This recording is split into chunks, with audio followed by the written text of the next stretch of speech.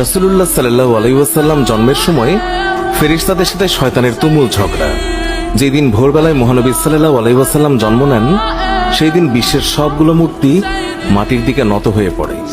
ইরানের রাজার বিশাল প্রাসাদের বারান্দা কেঁপে ওঠে এবং ছাদের 14টি প্রাচীর ধসে পড়ে। বিশ্বের সব সম্রাটের সিংহাসন উল্টে পড়েছিল।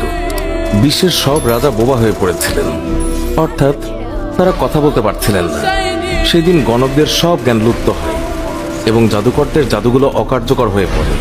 বিশ্বনবী সাল্লাল্লাহু আলাইহি ওয়াসাল্লাম জন্মের সময় শয়তান তার সন্তানদের মধ্যে আর্তনাদ করে ওঠে। ফলে সবগুলো শয়তান তার কাছে এসে বলে, কেন এত পেরেশান বা উদ্বিগ্ন হয়েছে? সে বলল, কাল রাতে কি হয়েছিল? রাতের প্রথম থেকে এই পর্যন্ত দেখেছি যে আকাশ এবং জমিনের অবস্থা বদলে গেছে। ভূপৃষ্ঠে ঘটে গেছে এক বিরাট ঘটনা। ঈসা আলাইহিসসালাম ঊর্ধ্ব আকাশে চলে যাওয়ার পর আর কখনো এত বড় ঘটনা ঘটেনি। সবাই গিয়ে খোঁজ খবর নাও যে কি ঘটেছে। শয়তানরা চারিদিকে ছড়িয়ে পড়ে এবং ফিরে এসে বলে, কই, কিছুই তো দেখলাম না। বড় শয়তান বা শয়তানের নেতা তখন বলল, এই বিষয়ে খোঁজ খবর নেওয়া আমাদের কাজ। আর তারপর সে পবিত্র মক্কার কাবাঘর সংলগ্ন অঞ্চলে আসলো। সে দেখল যে ফেরেশতারা কাবাঘরের চারিদিকে ঘিরে রেখেছেন। শয়তান সেখানে ঢুকতে চাইলে ফেরেশতারা হুঙ্কার দিলেন। ফলে সে ফিরে আসে এবং চড়ুই পাখির মতো ছোট হয়ে হেরা পর্বতের দিক থেকে সেখানে প্রবেশ করে। জিবরাইল আলাইহিস সালাম বললেন, ওরে অভিশপ্ত, ফিরে যা। সে বলল, হে জিবরাইল, আমার একটা প্রশ্ন আছে, বলতো আজ রাতে কি ঘটেছে? জিবরাইল আলাইহিস সালাম বললেন, সর্বশ্রেষ্ঠ নবী মুহাম্মদুর রাসূলুল্লাহ সাল্লাল্লাহু আলাইহি ওয়াসাল্লাম আজ রাতে জন্ম নিয়েছেন। শয়তান প্রশ্ন করল, তার মধ্যে কি আমার কোনো কর্তৃত্বের অংশ আছে? সে তথা ইবলিস বা শয়তান আবার প্রশ্ন করল, তার উম্মতের মধ্যে কি আমার কোনো অংশ আছে? জিবরাইল আলাইহিস সালাম বললেন, হ্যাঁ। ইবলিস বলল, আমি সন্তুষ্ট হলাম।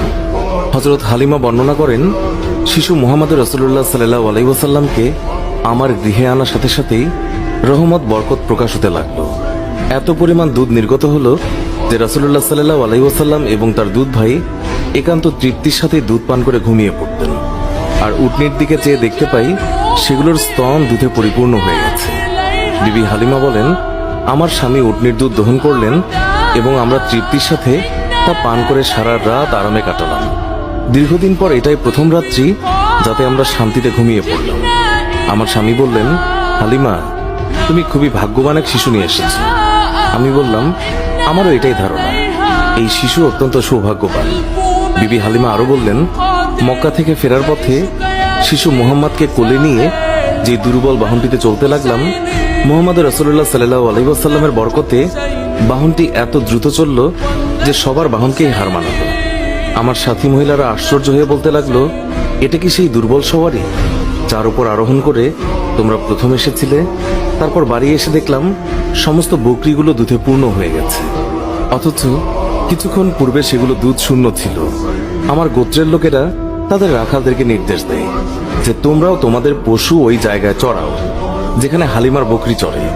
কিন্তু তা তো চারণ ক্ষেত্রের বিশেষত্ব ছিল না, বরং গায়েবী মদত এবং বরকতের মধ্যে তা নিহিত ছিল।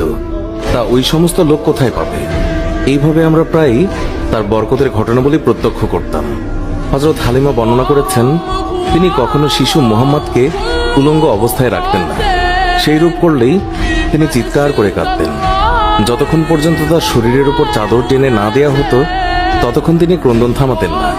হালিমা বলেন, যেদিন থেকে আমি জানতে পারলাম শিশু মুহাম্মদ সাল্লাল্লাহু আলাইহি ওয়াসাল্লাম উলঙ্গ থাকতে পছন্দ